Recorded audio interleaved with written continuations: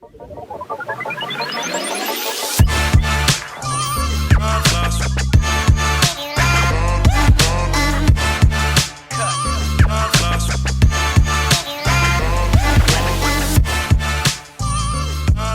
welcome back to another episode of the Transfer Portal CFB presented by NoContextCFB. We're here today to talk college football on a very eventful June 30th for some odd reason, super eventful. But we're here today to talk some college football with the one and only Stormy Buonantony. Hello, how are you doing? I'm great, thank you. You know, it's funny, especially working on like a daily show here in town right now, that people always ask like, oh, well, what do you talk about during summer when nothing's going on? And then you have days like today where you're like, we've got plenty, we're fine. I mean, it's like yesterday, I'm looking at the future schedule. I'm like, yeah, UCLA, Bowling Green, can't wait.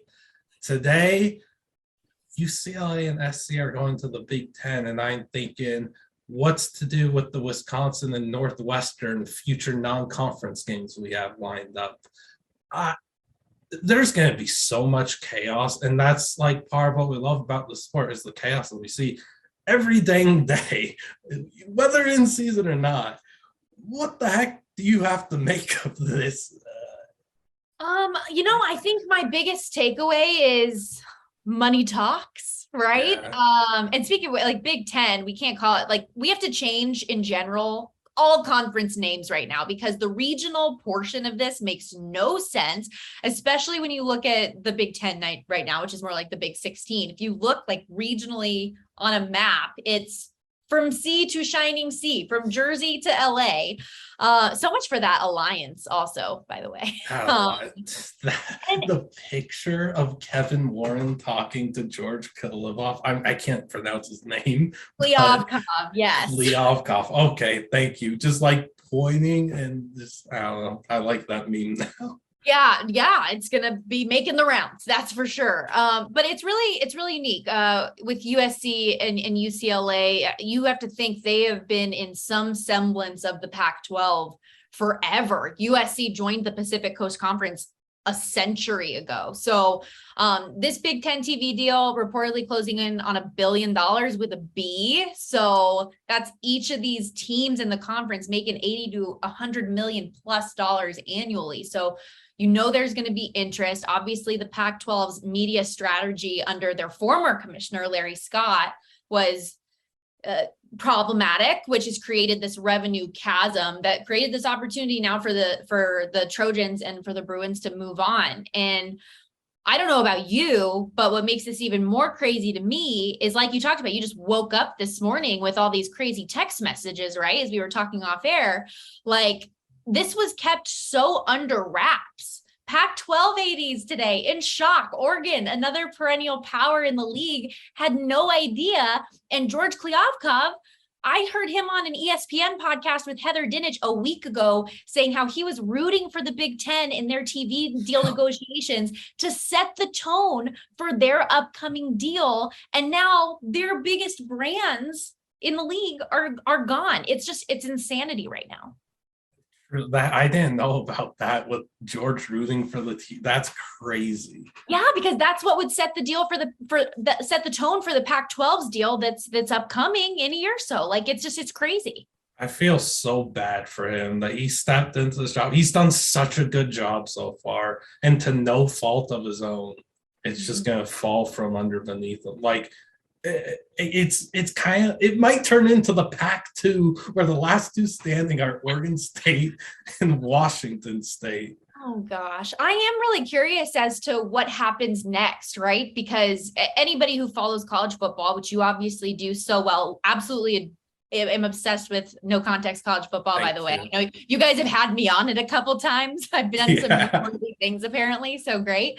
But like, you guys know that realignment is never really over. And last year when Texas and Oklahoma announced they'd be leaving for the SEC, we didn't see as many ripple effects as I think a lot of people expected. So many were like, oh, well, now the Big 12, what's going to happen to them? It's over. And that's kind of the talk right now about the Pac-12 is what happens then. The Big 12 plugged their holes, but this just feels so much bigger, doesn't it? Yeah. Is it feels like the is this the first domino. inevitability? Yeah, does this feel like the inevitability of super conferences now? And I don't know if that means it's going to be 2 or 4. Like, what happens with the ACC now? And Notre Dame? Who's in the worst leverage spot? Is it ACC or is it Notre Dame to have that come together to be able to compete with all of these super leagues? It's crazy. It's just so hard to actually think of what is going to come of this, but I can't wait to see what happens. I think Oregon and Washington, I said immediately, I think they're gone to the Big Ten. I think that's a perfect fit. And then it just makes so much sense for the Big 12. Utah, you're in. Reunite with BYU. They love each other so much. Colorado, why not? You're back. The Arizona schools, Arizona, ASU, they're in too. Like, that's fine. Them being able to get those 4 schools. What happens to Stanford and Cal? I would think Stanford makes sense for the Big Ten, and that helps the LA schools that just joined, the PNW schools that will be joining in Washington and Oregon. I don't know what the heck's going to happen to Cal. Like, they're in a weird spot to me. Then on the ACC side, I always feel like the ACC and the Pac-12, just like vice versa. The ACC was the Pac-12 of the East. The Pac-12 was the ACC of the West, except the ACC actually like got things done on a national scale in football, but whatever. I don't know. I feel like SEC is gonna have to poach whatever they can. Miami, Florida State, Clemson, and you're just looking at those. It's just going to keep growing, right? Like right now it's going to be 16 in the SEC and 16 in the Big Ten, but like, that's just where we're going to sit in 2024. But beyond that, it just, it feels like the Pac-12 is going to disband and they're going to separate to all these other conferences. Cause I don't see them picking up a Mountain West team, like a San Diego State or Boise. Like, I just don't see that happening. So it doesn't fit academically or anything of any of their values. Well, and that's the thing with Stanford too, where you talk about the football not being there right now. Obviously it has been in David Shaw's tenure. It's not right now, but they also have the Olympic sport prowess with all the different titles and national championships they have in other areas. So there was a lot of value, I think, still with that program, but so many dominoes still to come. It'll be really interesting. Makes for a fun summer for sure, as different league commissioners have to get together and talk. But it's just this thing with the Big Ten moving fast and furious today and into tomorrow. See what kind of like the finalized verdict is, but all reports definitely have that. I even I texted somebody who's close to me in the Pac-12, not in the league office, but just covers the league very, very closely and is very in the know. And I just said, RIP Pac-12 2024. And within seconds, I just got a yes, period. Oh, I was hoping for a frowny face. No. That about does it too. Yeah, it's tough. But for a program like UCLA that you're obviously repping right now, from like a viewership standpoint, and USC also, the one thing that's been so tough with the Pac-12 and these West Coast schools is the window with which people watch television, and nobody on the East Coast watches these games and stays up for them, right? Like that's the big argument at these 7-8 p.m. kickoffs. And there's going to be a lot of fighting for that not to be the case anymore for these teams. So it sucks for the Pac-12 that these two powers, not only in football, but I mean, UCLA and basketball is, like it stinks for the Pac-12. And I am someone who loves group of 5 conferences and the little guy. And I don't like that for college football, but I certainly understand why these teams are doing it. And like I said, from the very beginning, money talks, and it's talking right now to these teams. Money really does talk. And what I wanted to touch on real quick before we get into some other questions, Duke and North Carolina are essentially going to be free agents, I think. They're going to be pursued by the Big Ten and the SEC for obviously like they're, because that's such a big part of this too, is the basketball aspect, to get 2 of the best programs. Like imagine if UCLA was in the same conference as Duke and North Carolina for basketball. That'd be insane. But I think they're SEC schools. I don't know. I mean, it feels that way, but who knows? Because like I said, like the regionality of it just does not matter in the slightest. I'm thrown for a loop, and we probably shouldn't be surprised at this point because it consistently happens that, conference realignment, inevitability, but I was very thrown for a loop today, as I know you were as well. And just kind of wait and see what happens next. I don't know. I don't have those conversations. I'm not in those rooms. To be a fly on the wall for the Zoom of the commissioners and ADs today, presidents, like, come on. And like with the whole geography thing, it's always annoyed me that the Southeast Conference has so many schools that played in the Southwest Conference. That just irks me so much. Yeah. Oh man, I what on earth is going to happen to this sport and other collegiate sports in the coming years? Anyway, before we dive into some takes, I was going to ask, what's your favorite aspect about college football? Chaos is obviously one thing that we all love, but anything else? Chaos. Well, I was going to say tradition, but maybe that's not going to matter as much here in the future.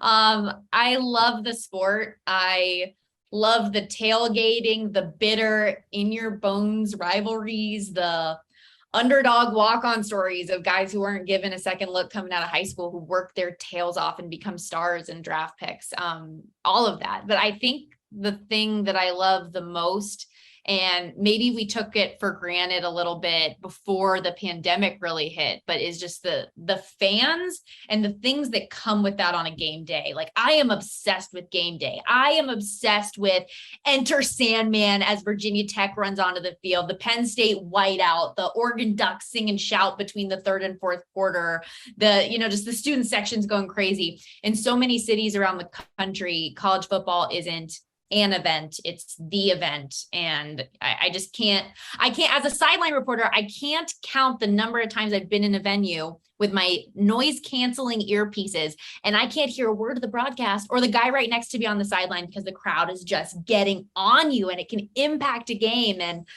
yes, so I would say the fandom itself and just how rampant and crazy the true diehard fans are is gotta be number one for me. Perfect answer, in my honest opinion. I don't think you could have said it much better. There's just so much in college football that is like so unique. Like, creating a college football bucket list is super difficult to do. Over with Transfer Portal CFB, we've had a lot of difficulty creating them. Yeah. If you had to create a college football bucket list, top 3 things, what's on your list? So I feel very fortunate that there are a few on my bucket list I've been able to check off as a fan and as a reporter. I mentioned what's going to happen with Notre Dame. I've been a massive Notre Dame fan my whole life, and I know you guys like boo. But I got to go see Touchdown Jesus in South Bend with my dad, which was like an incredible thing. I love the Newt Rockney stories, win one for the Gipper, to Joe Montana, to the present day. It's really cool. I've seen the Vol Navy at Tennessee, the Coliseum, Kyle Field, just really cool venues. But so something I would love, which you're going to love this answer, is I've never been to a Rose Bowl. I've been to the Rose Bowl, but I think that like going to the granddaddy of them all, the oldest bowl game in college football history, fanfare, the Tournament of Roses parade, like that's definitely my number one personally. I would like to go see the Ohio State Michigan rivalry, whether it's at the Horseshoe or the Big House, I don't care. I think that's definitely a big one. And I've done games at 2 of the 3 service academies. I've been at Air Force and Navy, which just incredible campuses, but like going to like West Point and like kind of completing the Commander-in-Chief's trophy cycle would be maybe 3rd for me. God, there's so many though, like the world's largest outdoor cocktail party, like different rivalries that I haven't seen. I see why it's hard to compile a list because there's so many, but I think those would be my 1, 2, 3 that I haven't had the pleasure to do yet. What are some that you've done, and what's your 1, 2, 3 that you haven't? Well, the best sporting event I've ever been to is gonna always, I think, it might always be, I don't know, maybe it gets overtaken. UCLA coming back against A&M, like that's gonna be so hard to beat. I've had so many bad UCLA memories too. Like I was like 9 years old at the Las Vegas Bowl when BYU beat us 17-16. That was not a bucket list item. Well, so that's the tough part about bucket list items is some you can't plan for because they just become these miracle, incredible moments that like you would love to be able to say, oh, I was there when, but you can't plan for that to be the case. So that's kind of tough. Yeah, I mean, there's so many venues I want to go to, but like I truly just focus on no contacts and like I'm not going to games. I'm just straight up watching at home and getting all this content for the people. I don't know. I really want to go to. I've always wanted to go to a UCLA game at Washington and Seattle. I think that'd be fun. Iron Bowl.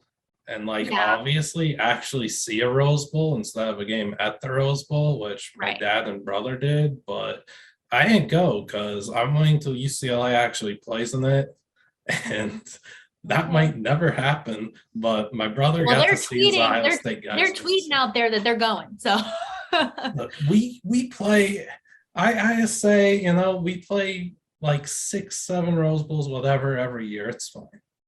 No, but I understand what you're saying. It's a different deal. The fanfare, the venue just rocks in a different way for that game. I mean, and how good, obviously you wish UCLA was in it instead of Utah, but like you look at Utah, Ohio State last year, just like an incredible atmosphere, an incredible shootout style game like that. It was perfection. That bowl game, it just freaking has it all, you know? Very jealous of teams and fans that actually get to play there. Instead of seeing maybe, you know, like 18 fans in your student section for a game against Colorado. I would love to see a big game in the Rose Bowl. They'll come. They're coming back. They're coming back. Maybe. The Big Ten might just bring good things. You never know. There we go.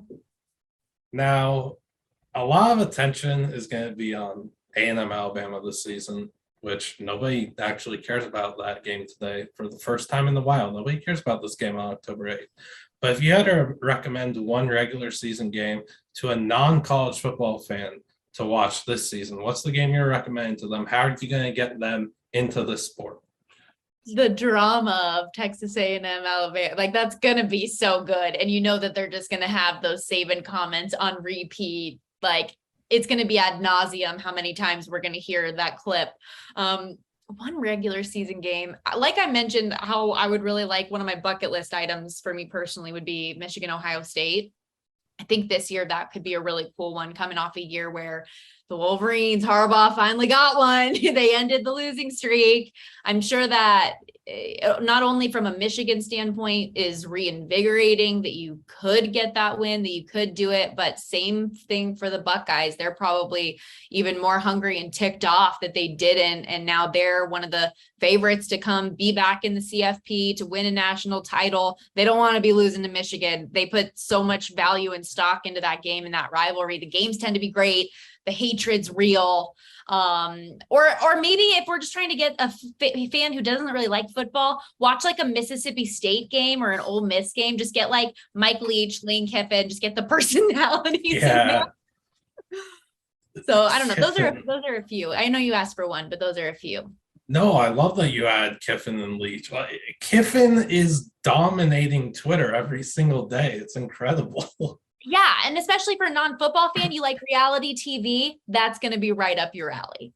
See a couple clipboards thrown up, chalked up into space, like. See a mustard bottle, a golf ball thrown onto the field. You know, you get Mike Leach. Yeah, Mike Leach talking about candy corn, whatever it is, it's going to be great. It's college football at its finest with those two.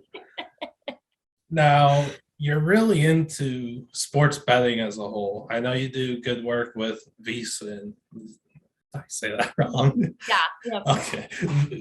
VSiN. Okay. I'm sorry. But like, No, acronyms are hard. It's pronounced, it said VSIN. It stands for the Vegas Sports and Information Network, but acronyms are tough. Like, how do you, is it VSIN? Like, I've gotten that a lot. You're not alone. all right, all good. Anyway, though, what are 3 win totals that you're confident in betting this upcoming season? Well, since we're talking Pac-12, one that I love is, it's a joke at our network, honestly, death taxes in Utah season win total over. I love the Utes this year. They are coming off that first Pac-12 title last season, should be a favorite to win it again, but because the Lincoln Riley show has arrived in Southern Cal, they're not. For me, the road is still going to go through Salt Lake City, and they have so many returning pieces. They, like we just talked about with the Rose Bowl, went toe-to-toe with Ohio State. They have Cam Rising back, who I always think back to last season. Like, I covered a ton of Utah games. What could have been if that kid had the starting job week 1 last season? Like, he didn't become the full-time starter until week 4. Utah started the year 1-2, then went 9-1 to close out the year, including 2 dominant wins over Oregon when they were ranked in the top 10 for both of those games. Then they had the 3-point loss in Pasadena after that. So 9-2 with Cam Rising, but nearly 3,000 yards, 20 touchdowns, just 5 picks as a starter. Tavion Thomas at running back, who grew into an absolute game breaker, is back. They do have some work to do to restock the offensive line, but like every team, there's, voids that need to be filled. But I love this team. I love Kyle Whittingham, leads as solid a program as they come. And over 9 feels like a really, really solid bet. Did you ask for more than one? Sorry, that's just one. You want one? Yeah. If you want to give 2 or 3. Sorry, I'm just rolling through. You're all good. Well, let's go to the opposite side of that Rose Bowl game. Ohio State, their win total is 10.5. It's gross to say, but like, you look at their schedule, and I have them favored in every game in the schedule. That's not to say that they're going to go undefeated. We all know how hard that is, but like, even Notre Dame, who they play right away to start the year, they're 2 touchdown favorite. They're 14.5 point favorite in that game. That's supposed to be one of their more tough competitive games. Yeah. Like, it's just absurd. So I like the 10.5 because they can slip up and win a game. It's okay. You still win the bet. You don't have to worry about a push with 11, but that's number 1 in total offense last year, number 1 in scoring offense. CJ Stroud leading the way. If Jim Knowles improves that defense, they're going to be as good as they come. And then I am a San Diego State Aztec. And there are a lot of doubters for my text this year, let me tell you. But over 7.5 wins, I think, is very doable despite how much they lost. And I know that there's a lot of offensive turnover for the Aztecs, especially on the offensive side of the ball. The punt god, Matt Araiza, is no longer there. But this win total, shame. I know. Oh God, he was fun to watch, wasn't he? But their win total opened 6.5, and clearly people immediately thought, hey, that's too low. I think that they're going to win more games than that. Set it to 7.5. They've got the Virginia Tech transfer at quarterback, who's a San Diego kid, Braxton Burmeister. I like a lot of the defensive foundational things that they have. That's been the program's bread and butter for years. I look through their schedule, potential losses. Yeah, sorry, I have it pulled up right. Let's see. So potential losses at Utah, Boise State, Fresno State, Air Force. Even if they lost those 4 games, that's still 8 wins. And who says they can't steal one of those games, because they have in the past. So they're back out. They have their own stadium now. They don't have to be 2 hours away in a different city in California. They're going to have a stadium that's right there next to the school on campus. Finally. Yeah, I know. Finally. Geez Louise. No more Qualcomm, which was a hot mess. No more driving to Carson. They have their own place. It's going to be great. And over 7.5 feels delightful to me. We're going to be good. I'm tired of the doubters. Okay. I really like that bet. I would love to see a San Diego State Boise State rematch in the Mountain West title game after the regular season game. I'm so high on the Boise State team this year, so I love those bets, though. I think they're 3 really good ones. You can feel comfortable betting Boise State every year. I know that they're going to have they've had down years even recently, which is a shame, because like I used to work for the Mountain West. My first job out of college was with the conference. And so I follow them very closely. I love the league, and they're so much better when Boise State is good and when San Diego State and them are going head to head. So yeah, I love it. I think that they're built to have a really good year. I'm going to start diving into a lot of the Mountain West in general coming up next week. So I'll get back to you with even more win totals. For sure, for sure. Now, there's bad teams. Like any sports league, there's bad teams. But maybe you're looking to fade a good team. Not sure. What's one team that you're looking to fade this season? Texas. They are not back. Ooh. Sorry. I think they will be. I think so. Texas and USC are two teams that are severely overhyped going into this season, specifically for my liking. And it is evident on the odds board. So Texas had 5 wins last year, and I saw them as high as a 9.5 win total when this thing opened. Most places now it's backed off to 8 because so many people bet it so hard. Like, what are you doing? I could easily see them going from 5 wins to 8 and you get a push, but I think they're gonna be very improved, but very overvalued. So they're a team that I'll be looking to bet the under or fade throughout the season, and teams that are going to be better than them. It's just inevitable. There's a lot of hype around Quinn Ewers getting that job, but he hasn't even secured that job yet completely. He hasn't played a game coming over from Ohio State. So the future is bright with Arch Manning. Ewers, I'm sure, is going to be great, but there's a lot more question marks than answered for me with Texas in year 2 under Sark. As far as USC goes, similar thing. They are being priced as a clear-cut top 10 team. Like, it's honestly mind-blowing to me because you have Caleb Williams, 3rd on the odds board to win the Heisman Trophy. Their season win total is 9.5, juiced over. So you're paying more of a tax to bet the over. They are tied for 5th on the odds board to win the national championship. So it's Bama, Ohio State, Georgia, Clemson, and then them and A&M. And how? Like, this team won 4 games last year, and I know there's been a huge overhaul, but they won 4 games last year. Most of those losses were ugly, and they had a close call with Arizona, which that was weird. Yeah, so I love the additions. I love Travis Dye from Oregon, Jordan Addison, everybody that's coming over from Oklahoma with Lincoln Riley. The offense is going to have some serious pop, but defensively, they haven't done a huge overhaul like they have on offense. And that unit got pushed around like crazy last year. So I could see them doubling their win total, which is still only 8, but you're telling me they're going to get 10? I don't know. I hope I eat crow on this because I want the Pac-12 to be good. I cover the Pac-12, at least like end on a high note before you get dogged and tossed to the side. So I would like them to be good. I would like that to not work out. I would like to get assigned USC games with them winning games, but I don't know.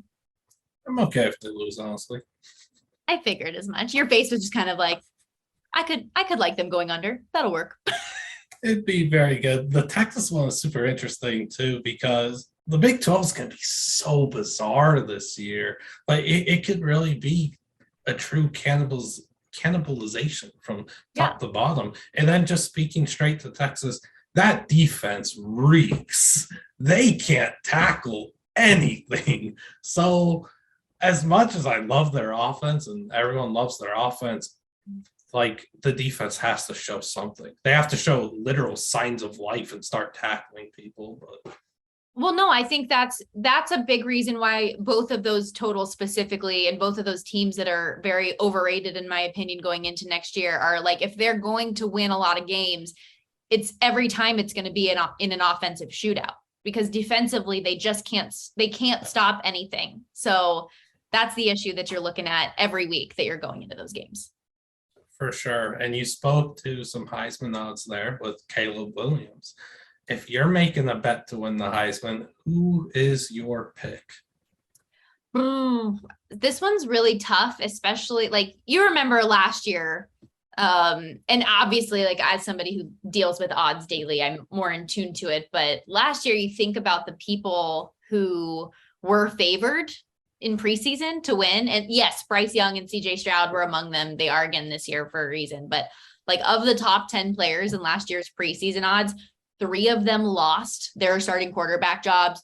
2 of them got hurt. And then the others, aside from Matt Corral, just like largely underperformed. Spencer Rattler, DJ Uyunglele, Sam Howell, De'Ara King, Keaton Slovis, Jackson Dart, that whole situation, neither of them at USC now. So Bryce Young and CJ Stroud are your favorites for a reason. I think they're going to be very competitive for it again. I don't like Caleb Williams there at 9-1 because I don't see USC making the playoff, and those things tend to go hand in hand. Stroud's teammate, Travion Henderson, what do you think of that one? Could be interesting. 40-1 value there on him, who was one of the lead rushers in college football as a true freshman coming into another year, where I think we just talked about that offense can dominate. That offense is going to put up so many big numbers that, like, him, Stroud, and JSN are all just going to produce at such a high level. I am eager to see what Travion produces, like how well he does. I think him to win the Heisman is an interesting one, but I do think, like, if the Ohio State offense is firing on all cylinders, how is it not going to be Stroud that wins the Heisman? That's why I thought last year when I bet him in the preseason, and it didn't work that way, but I was still glad I bet it. I thought it was worth the shot. No, it is. And like, that's the only thing is with CJ Stroud, he's the favorite. You need to hope that he sucks the first couple weeks and then turns it on. I'm serious. Like, in order to get any better number on that. So I'm just, for preseason, I'm just more of a type to look for larger odds at somebody who could make their way up board, you know? Like even Will Anderson from Alabama on the defensive side, he's like 25 or 30-1. He finished 5th in the voting last year, and that number's come down a good bit. I think he was like 40-1. So that means that people have been betting it too. So if there's a defensive player that I would be targeting, it'd probably be him. I haven't placed that bet yet, although I missed the boat on the best number, obviously, but I'd be interested in that. He led the country in sacks last year, and is obviously, I mean, that defense, that has been kind of their challenge, I guess, at Alabama, right? And if they're going to start turning the page and being really solid again, I think he's going to be leading the charge. So I like it. Him and Dallas Turner off the edge is not going to be very fair at all. And with an actual full season of recognition surrounding Anderson, he's going to get some well-deserved Heisman votes for sure. I think he'll be there in New York. I don't know who I'm going to bet this year. Last year, the two guys I bet were Stroud at like plus 1,400 and Carson Strong like plus 10,000. And my Carson Strong dream did not go so well. I was with you though. I like had high hopes for Carson Strong. I really did. So we were in the same boat there. I was going to happen. I thought they were going to maybe lose one game in the regular season, but things didn't work that way. I was Cam Ward from Washington State. He's interesting to me as maybe a long shot to take. Group of 5, Grayson McCall at Coastal. Just, I hope he gets there. The mullet man. I hope that he finds a way to get top 10 Heisman voting. I think that path is there for him. It's so hard though to like, it's such a quarterback driven award, especially just at the top of the sport and everything with the best names at the best schools. What's Jaron Hall at? Like, how good do you think BYU is going to be this year? Could they win some of those tough games on their schedule? Let me pull out the BYU schedule up and see what Jaron's odds are. Here. Okay, you look up the schedule. I'm going to look at his odds. I'm very shoot, that's I don't know right. why I haven't looked at this. They have Baylor and Oregon in the first 3 weeks. I don't care about at South Florida. They should take care of that, but why don't we do this? Notre Dame's at home, Arkansas. That's a tough stretch. Notre Dame at home, Arkansas at home, and then at Liberty. Brutal.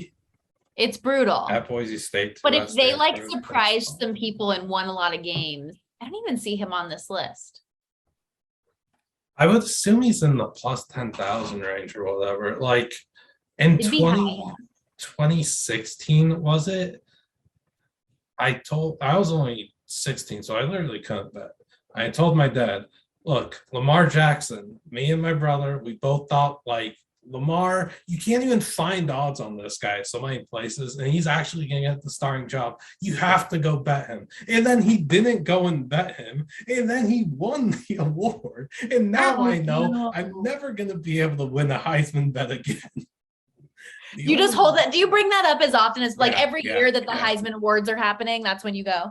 Yeah, my dad hears that again a lot. I would give my dad endless grief about that. It was so annoying. It was so fun watching him absolutely shred, but then like, okay, now it's not even getting fun. Now he's like plus 200 to win the Heisman, and we could have had him at literally write our own odds, it felt like, because you can't even brutal.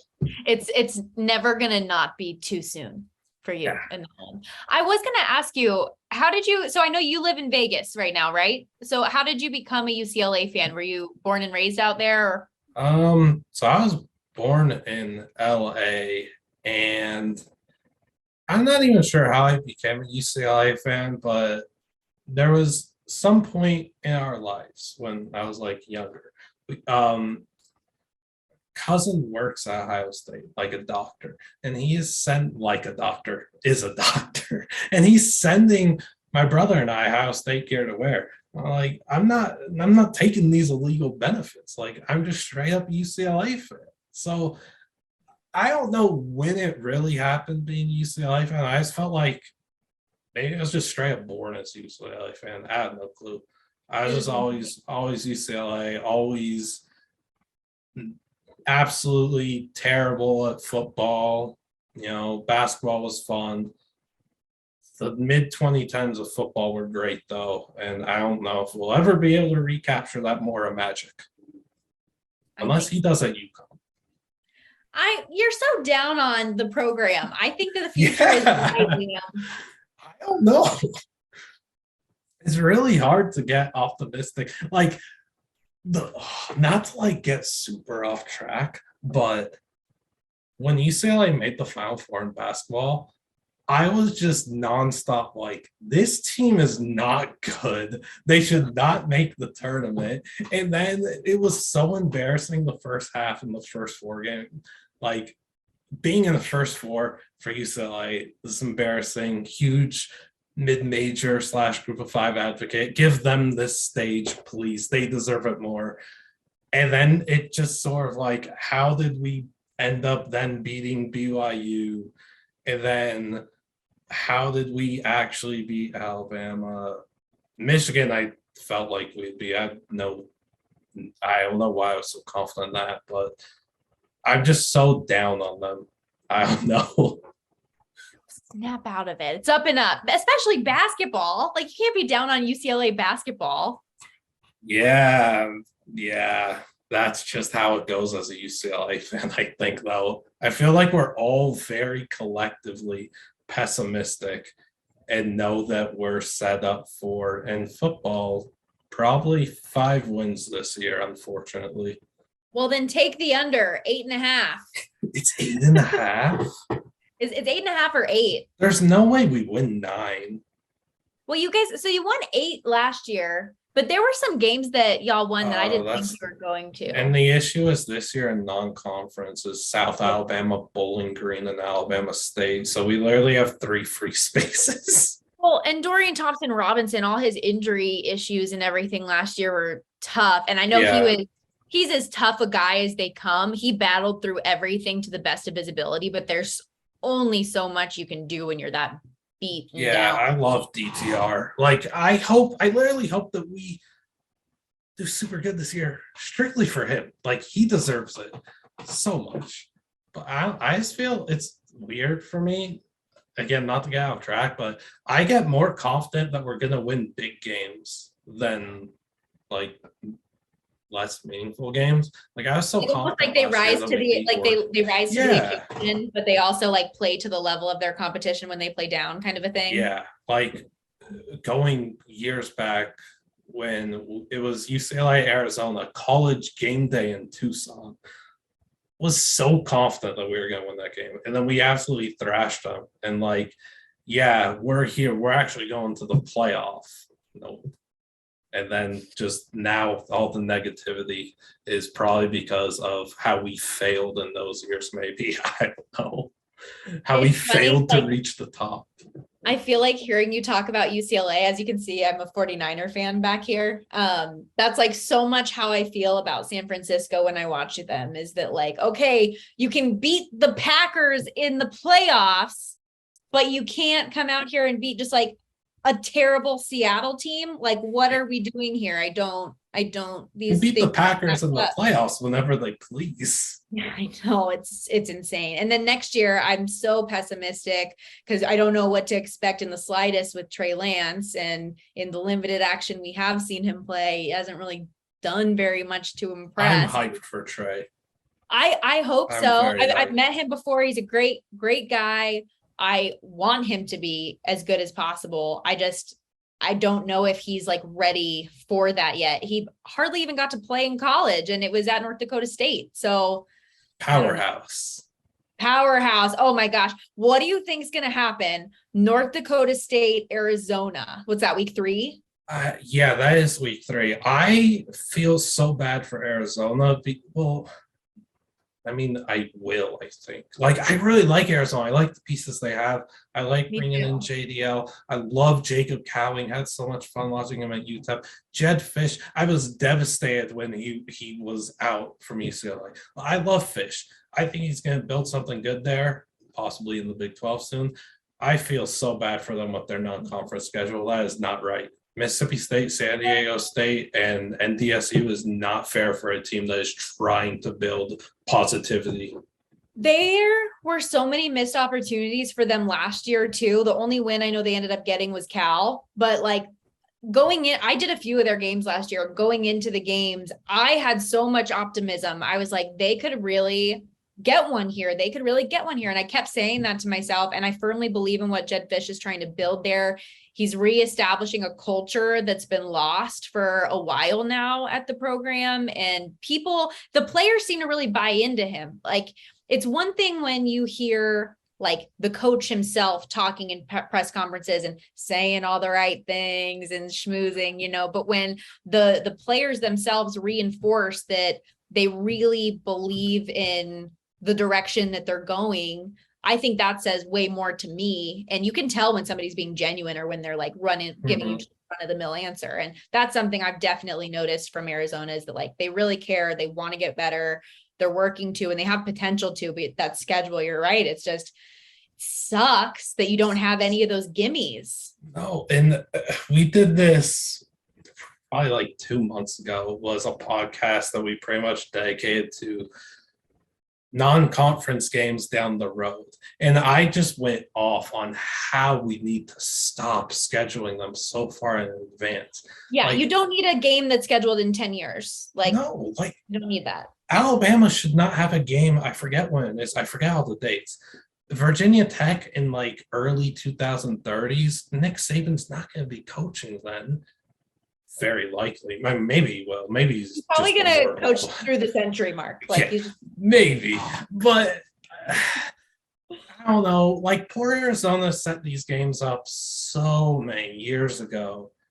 And now they're in a spot where you don't want those games. You just don't want those games. There's is it Cal, I believe, in late 2020s has like at Wyoming and at Minnesota, which is just so bizarre to schedule right now. Yeah. Like, what if Cal is a top 15 team somehow in the preseason pool? I hate preseason pools. Like, what they're top. Yeah, I just don't know whose idea that was to make that a thing. Like, it just seems so bizarre. Like, I'm 100% with you. I am on that soapbox. We will go to die on that soapbox, because I think they should do it like college basketball does and just schedule that off season or the off season before.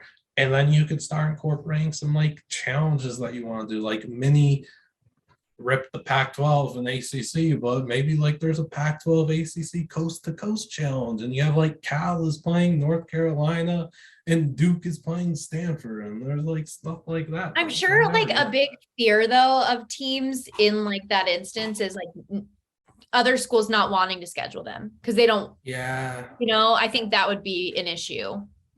But like look at BYU. Look at BYU 2 years ago in the COVID impacted season. They were doing everything humanly possible to get teams to play them, and they had a really bad schedule because nobody would play them, and that made them look terrible in the eyes of the committee and everything like that because they're not playing anybody from the SEC or Pac-12 or whatever, and they got hosed for it.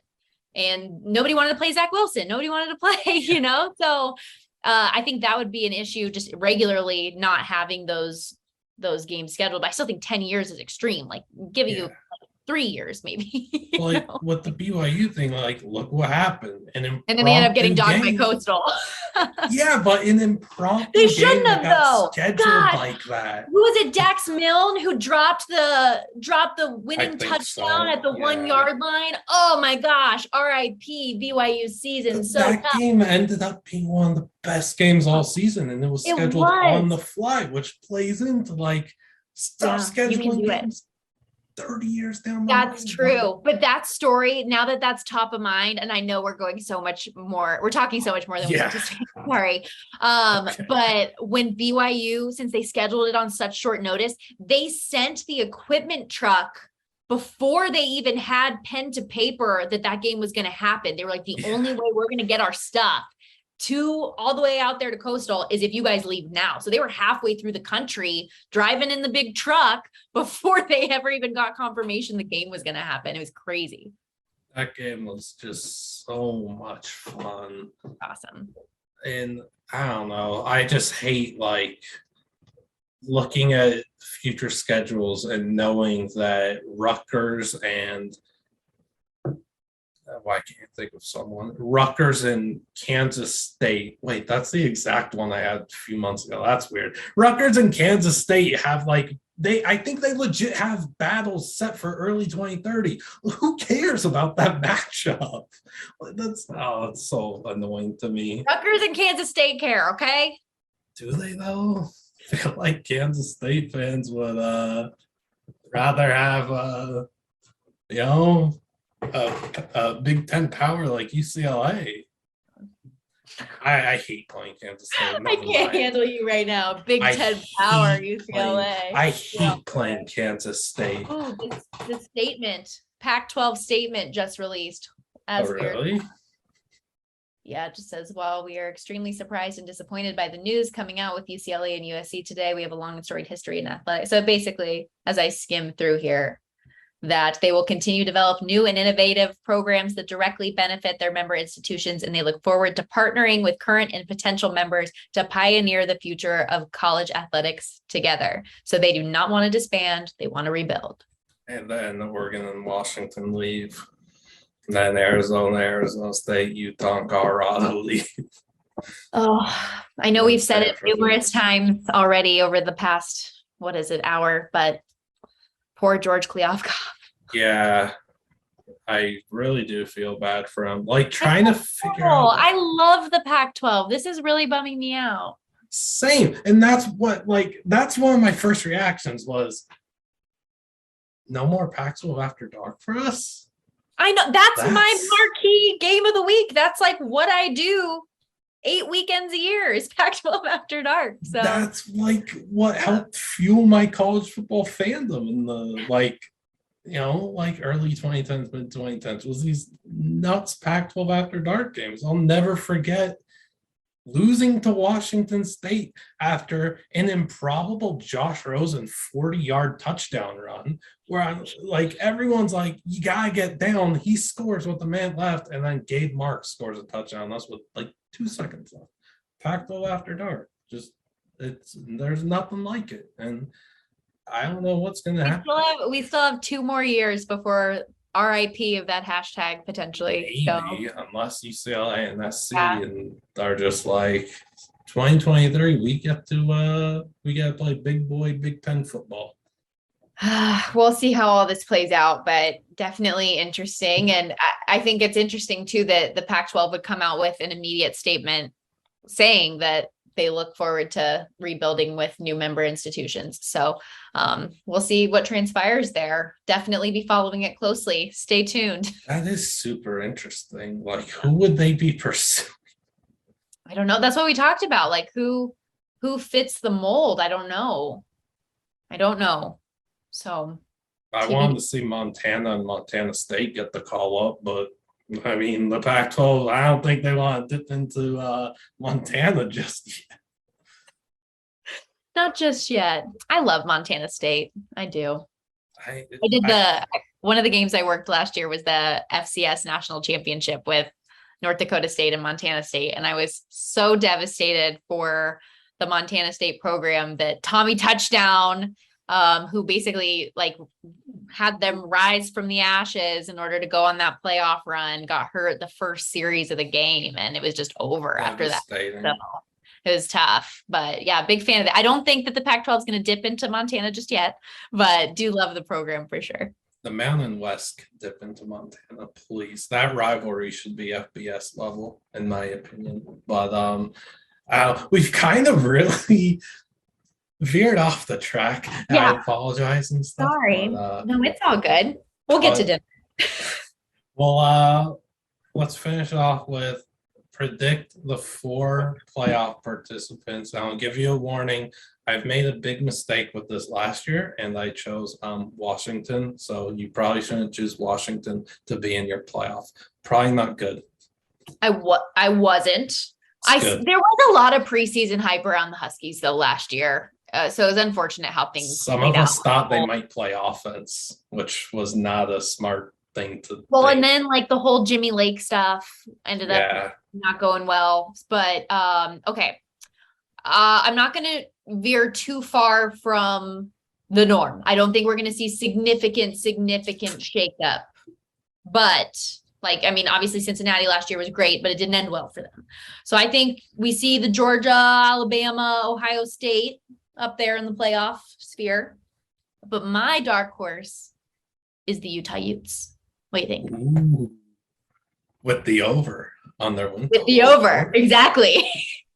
Utah making the playoff would be, but then if they left the Big 12, before the Big 12, that would be. But like they made the playoff amidst all the chaos where Pac-12 teams are looking for the Big Ten. Utah, Kyle Whittingham, we're still here. Yeah, Kyle Whittingham at their head, the steady as they come head coach. He's not gonna have any of these guys listening to outside noise whatsoever. Win now. Do your job. They're gonna have a good year. I'm telling you, I can feel it in my bones. They always have a good year. Another team I can't stand playing against. Okay, maybe that's that. Maybe it's because I saw Joe Williams come out of retirement and rush for like 330 yards on UCLA though when I was at the game. Maybe that's your bitterness is showing. Yeah. I watched Mike Fafal throw 70 passes in that game. Oh, being a UCLA fan is just weird. The stuff that we witness is weird. What we'll never witness is a national championship berth in football. Who plays in that game? Ohio State, Alabama. Okay, that's a good game. It's not like exciting on the surface because like, okay, typical. I feel like Alabama to get there, but both of those schedules that I look at just feel like they're going to go through relatively unscathed. They're going to be great. And it would make sense. I would not be surprised if those two ended up in it. I want the Pac-12. I'm telling you, close this thing out strong. I believe. Let's go Utes. Let's go Utes. That's what last time I worked a game there, this kid came up to me and was like, "Can you please take a picture and say Sko Utes?" And I was like, "Wait, Sko Utes?" Said, "That'll do." All right, there we go. I'm not hip to the lingo these days of you young people. the whole SCO thing. Yeah. I did the same, not the same thing, but like Pac-12 tournaments in Vegas, obviously, just going around just saying "SCO Bruins" with me and my friends. Like that was the thing, kind of making fun of the Oregon fans who always just said "SCO Ducks" with everyone. But I think Yeah. everyone just started adopting the whole SCO thing for some reason. It's one of those things, and I'm sure you've experienced this in your life, that you start saying to make fun of, and then it becomes Yeah. part of your vocabulary, like part of your lingo. We've all been there. It's very common with stuff I say. Ohio State, Alabama national championship would be electric, though. It'd be a I sick game. agree that Ohio State gets there. I think Ohio State will win it, probably against Alabama too. I just don't know who my other two playoff teams would be. But who wins the potential Ohio State Alabama natty for you? I would like Ohio State to get that. I would. We don't need, I mean, it's incredible the way that Alabama just year in and year out reloads and dominates, but I just really I love Ohio State's offense so much. And I know we haven't even seen a down of football this year, but I think that would be really cool to see them get back over the hump and win a national championship. I think that would be cool. And I think it would be a great game, like you said. Like I completely agree. Like it's the same teams I picked last year to make the natty. Ohio State, Alabama. I just thought Ohio State would win it. Like their offense was so dang good last year, but it just some hiccups. They just weren't able to get there. Like just how high I was on Stroud in the preseason last year and what Travion was going to be. And not even, I knew JSM was going to be good. I didn't know he was going to be like, he's not of this planet. It's not fair what they have on offense. It's just not fair. And their offensive line is incredible. And Alabama, like I said, we know they're going to be great. We know they're going to have a shot at the playoff and a national championship like they do every year. But like Bryce Young isn't going to have his same weapons that he had last year. And they're going to develop that, obviously. And like I said, they reload, so they're going to be fine. But we know the talent that they had in that wide receiver room last year. That's going to be a little bit different this season. So it's going to be like, we're going to watch that unfold throughout the course of the year. Whereas last year going into the season, you just knew they had it, you know? Mm-hmm. I'm not like too into recruiting or anything, but like, I know Alabama's wide receiver room, like for the future, like starting probably, I think we'll come to realize it at this season at some point, but like next year, how insane it's going to be. I think Aaron Anderson, I think he's a name to watch in the Alabama receiver room. He's a small receiver, but just watching some of his film, watching what he's done in Alabama practice and stuff, that guy's got the juice. I think he's going to be a dang good player. And I mean, like you said, Alabama, they might not win this year, but they'll be back next year. And they'll be back. They're not going away. Nick Saban's going to live forever. Unless we bring the BCS back and the computer does them dirty like Oklahoma State or something, but I don't think that'll be happening. It's funny how many times, and I know we have to go, last comment, and then I'll be out of your hair. But how many times over the last couple of years have you said, bring the computers back? Come on. Jokingly a lot. Yeah. I want, like, honestly, I just want an 18 playoff. That's all I want. Think it doesn't even matter anymore because the conferences are getting nuked. So the 18 proposal I want doesn't work anymore, where you're going to take Pac-12, ACC. Yeah, all these announcements of the divisions being disbanded starting next year because they want the top teams with win percentage playing in their championships.